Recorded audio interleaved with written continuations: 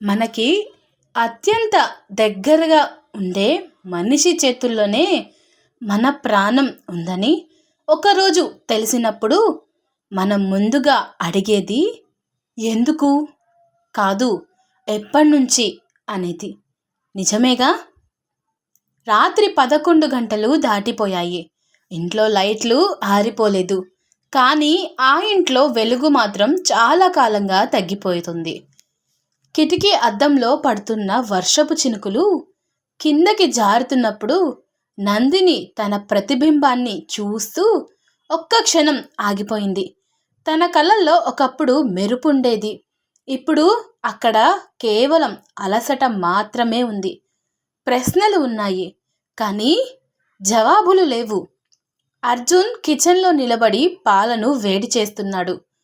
ఆ సాధారణ శబ్దం, స్టవ్ మీద పాలు మరిగే మృదువైన గుసగుస, ఒకప్పుడు ఈ ఇంట్లో శాంతిని గుర్తు చేసేది.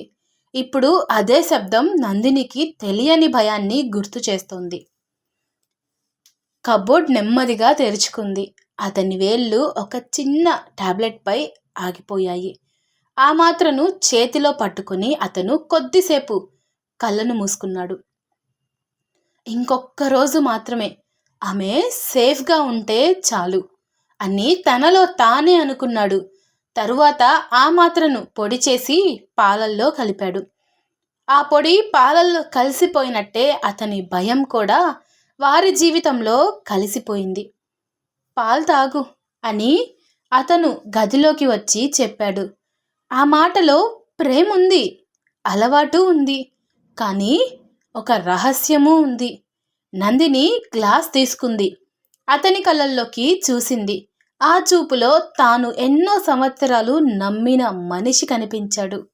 అదే సమయంలో తనకు తెలియని దూరం కూడా కనిపించింది. ఆమె నెమ్మదిగా పాలు తాగింది. ప్రతి గుటక తాగుతున్నప్పుడు తనకు తెలియకుండానే తన శక్తి కాస్త కాస్తగా తగ్గిపోతున్నట్టు అనిపించింది. కొన్ని వారాలు గడిచాయి.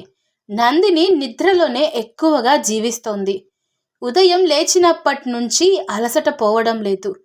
పైగా తల తిరుగుతోంది, శరీరం బలహీనంగా మారుతోంది. బీపీ అయి ఉంటుందేమో అని అనుకుంది. స్ట్రెస్ ఎక్కువై ఉంటుందేమో అని తనకు తానే చెప్పుకోవడం మొదలుపెట్టింది. కానీ ఒక రాత్రి ఆమె పాలు తాగలేదు.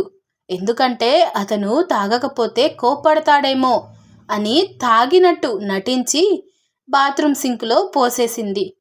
ఆ రాత్రి ఆమెకు తల తిరగలేదు. ఆ రాత్రి ఆమెకు నిద్ర కూడా సహజంగా వచ్చింది. అప్పుడు ఆమె గుండెల్లో మొదటిసారి అనుమానం పుట్టింది. మరుసటి రోజు అర్జున్ ఆఫీస్కి వెళ్ళిన తర్వాత ఆమె అతని బ్యాగ్ తెరిచింది. ఒక చిన్న మందుల స్ట్రిప్ ఉంది, ప్రిస్క్రిప్షన్ కాపీ, డాక్టర్ పేరు. ఆమె చేతులు వణికాయి. మొబైల్లో సెర్చ్ చేసింది.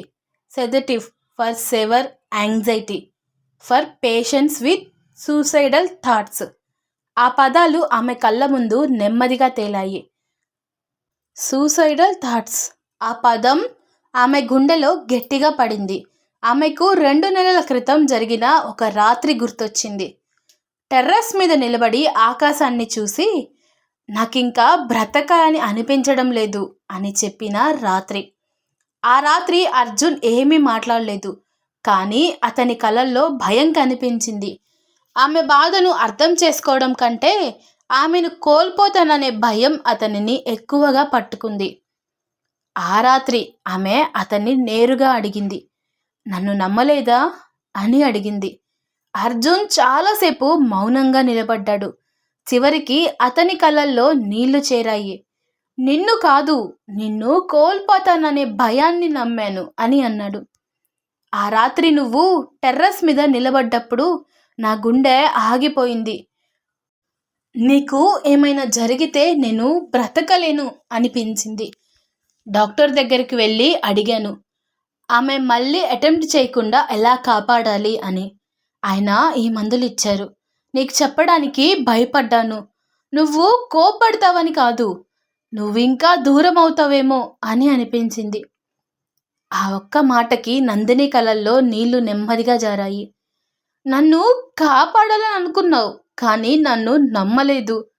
నన్ను బలంగా చేయడం బదులు నన్ను బలహీనంగా చేశావు. నేను పడిపోకుండా పట్టుకోవాల్సింది నన్ను మత్తులో ఉంచడం కాదు అని చెప్పింది. ఆ మాటలు అర్జున్ గుండెల్లో బలంగా తాకాయి.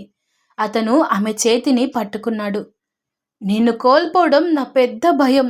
నువ్వు లేని ప్రపంచం నేను ఊహించలేను అని చెప్పాడు. నందిని అతని చేతిని చూసింది. ఎన్నో సంవత్సరాలుగా తనకు భరోసా ఇచ్చిన అదే చెయ్యి. ఇప్పుడు అదే చెయ్యి తనకు తెలియకుండా తన జీవితం మీద నిర్ణయం తీసుకుంది. ఆమె మెల్లగా అన్నది, ప్రేమ అంటే కాపాడటం కాదు, కలిసి నిలబడటం. నేను పడిపోతే నన్ను లేపు, కానీ నా బదులు నా కోసం జీవితం నిర్ణయించొద్దు అని చెప్పింది. ఆ రాత్రి పాలు గ్లాస్ టేబుల్ మీద అలానే మిగిలిపోయింది. మందులు కబోర్డ్లోనే ఉన్నాయి. కానీ మొదటిసారి వారిద్దరూ నిజంగా మాట్లాడుకున్నారు, ఏడ్చుకున్నారు, తమ భయాలను బయట పెట్టుకున్నారు. ఆ రాత్రి వాళ్ళిద్దరూ మాట్లాడుకున్న తర్వాత కూడా నందిని నిశ్శబ్దంగా కిటికీ దగ్గర నిలబడి బయట చీకటిని చూస్తూనే ఉంది. అర్జున్ మాత్రం టేబుల్ మీద ఉన్న మందుల చీటిని చేతిలో పట్టుకొని కూర్చున్నాడు. అతని కళ్ళల్లో భయం ఉంది, కానీ ఆమె కళ్ళల్లో అలసట ఉంది. అతను నెమ్మదిగా అడిగాడు, నువ్వు ఆ రాత్రి నిజంగా ఆలోచించావా? నందిని కొద్దిసేపు సమాధానం ఇవ్వలేదు. తర్వాత మెల్లగా కూర్చుంది. ఆమె స్వరం చాలా నిదానంగా ఉంది, కానీ ప్రతి పదం బరువుగా ఉంది. నాకు చావాలని అనిపించింది, అనారోగ్యం వల్ల కాదు అని ఆమె మొదలుపెట్టింది. డాక్టర్ చెప్పినప్పుడు నా హెల్త్ అంత ప్రమాదకరమైతే కాదు. రిపోర్ట్లో స్టేబుల్ అని ఉంది. నా శరీరం బలహీనంగా ఉండొచ్చు, కానీ అది నన్ను చంపేంత కాదు అని ఆమె అతని వైపు చూసి చెప్పింది. నాకు చావాలని అనిపించింది, నేను ఇంట్లో ఉన్నానని ఎవరు గుర్తు పెట్టుకోకపోవడం వల్ల. నేను రోజంతా మాట్లాడినా నా మాటలకి ప్రతిస్పందన రాకపోవడం వల్ల. నేను ఏడ్చినా నీకు వినిపించకపోవడం వల్ల అని చెప్పింది. అర్జున్ తల వంచుకున్నాడు. ఆమె మాటలు ఆగలేదు. నాకు మందులు అవసరం లేదు అర్జున్. నాకు ఒక ప్రశ్న అవసరం. నువ్వు బాగున్నావా అని ఒక్కసారి అడిగుంటే చాలు. నేను టెర్రస్ మీద నిలబడ్డది చావడానికి కాదు, ఎవరైనా నన్ను వెనక్కి లాగుతారా అని చూడటానికి. ఆ గదిలో నిశ్శబ్దం మరింత గట్టిగా మారింది. నా గుండె బలహీనంగా లేదు అని ఆమె చివరికి మెల్లగా చెప్పింది. నా మనసే అలసిపోయింది. నన్ను పట్టించుకోకపోవడం వల్లే, నన్ను కనిపించినట్టుగా జీవించడం వల్లే. అదే నన్ను ఆలోచింపచేసింది. నీ భయం నన్ను మత్తులో పెట్టింది, కానీ నీ నిర్లక్ష్యం నన్ను చావు అంచుకు తీసుకెళ్ళింది. అర్జున్ చేతిలో ఉన్న ఆ మందుల స్ట్రిప్ నేల మీద పడిపోయింది. అతను ఆమె దగ్గరకు వచ్చి మోకాళ్ళపై కూర్చున్నాడు. ఆమె కన్నీళ్లు మెల్లగా జారాయి. నేను చనిపోవాలని అనుకున్నది శరీరం నొప్పి వల్ల కాదు. నేను నీ జీవితంలో అవసరం లేనట్టుగా అనిపించిన రోజు మొదలైంది అని చెప్పింది. ఆ రాత్రి పాలు గ్లాస్ అలాగే మిగిలిపోయింది. మందులు అవసరం లేకుండా పోయాయి, కానీ ఒక్క నిజం మాత్రం ఇద్దరికీ స్పష్టమైంది. ఆమెను చంపేది అనారోగ్యం కాదు, ఆమెను కనిపించినట్టుగా చేసిన నిశ్శబ్దం మాత్రమే అని. ప్రేమ కొన్నిసార్లు విషంలా అనిపిస్తుంది, కానీ నిజంగా మనల్ని చంపేది విషం కాదు, మనల్ని మనం దాచుకోవడం, మాట్లాడకపోవడం. ఆ రాత్రి వాళ్ళు ఒకరినొకరు కోల్పోలేదు, కానీ ఒక్క నిజం మాత్రం నేర్చుకున్నారు. నమ్మకం లేకుండా ఇచ్చే ప్రేమ కూడా నెమ్మదిగా మనల్ని కనుమరుగు చేస్తోంది అని. ఆ రాత్రి వాళ్ళు ఒకరినొకరు గట్టిగా హత్తుకున్నారు. కన్నీళ్లు ఆగలేదు, మాటలు కూడా పూర్తవ్వలేదు. కానీ మొదటిసారి వాళ్ళు భయంతో కాదు, నిజంతో మాట్లాడుకున్నారు. కానీ నందిని ఆ రాత్రి పడుకునే ముందు డైరీ తెరిచింది. చివరి పేజీలో ఆమె ఇలా రాసింది: మనకి అత్యంత దగ్గరగా ఉండే మనిషి చేతుల్లోనే మన ప్రాణం ఉందని ఒకరోజు తెలిసినప్పుడు మనం ముందుగా అడిగేది ఎందుకు అని కాదు, ఎప్పటినుంచి అనేది.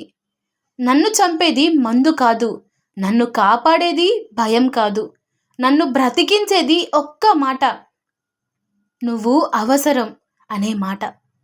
పేజీ మూసే ముందు ఆమె ఇంకో లైన్ జత చేసింది: ఒక స్త్రీ చనిపోవాలని అనుకునే ముందు ఆమె శరీరం అలసిపోదు, ఆమె మనసు కనిపించకుండా పోతుంది అని రాసుంది. మరుసటి ఉదయం అర్జున్ కిచెన్లో పాలు వేడి చేస్తున్నప్పుడు నందిని వెనక నుంచి వచ్చి అతని చేతిని ఆపింది. ఈరోజు మందులు అవసరం లేదు అని ఆమె మెల్లగా అంది. నువ్వు నా పక్కన కూర్చుంటే చాలు అని అన్నాడు అర్జున్. అర్జున్ స్టవ్ ఆఫ్ చేశాడు. ఆ ఇంట్లో ఏమీ మారలేదు. గోడలు అలాగే ఉన్నాయి, గడియారం అలాగే మోగుతోంది. కానీ ఆ రోజు నుంచి ఆమె మౌనం మాత్రం శబ్దమైంది. అతను వినడం నేర్చుకున్నాడు. ఒక నువ్వు బాగున్నావా అనే మాట ఒక ప్రాణాన్ని కాపాడగలదు. ఈ కథలో తప్పు ఎవరిది అని మీరనుకుంటున్నారు? కామెంట్లో చెప్పడం అస్సలు మర్చిపోకండి. ఈ కథలో మీకు మీరే కనిపిస్తే ఒక్క లైక్ చేయండి. ఇలాంటి కథలు మీ హృదయాన్ని తాకితే, ఇలాంటి కథలు మరెన్నో వినాలి అనుకుంటే ఇప్పుడే మన కుటుంబంలో భాగం అవ్వడానికి సబ్స్క్రైబ్ చేయండి. Thanks for watching.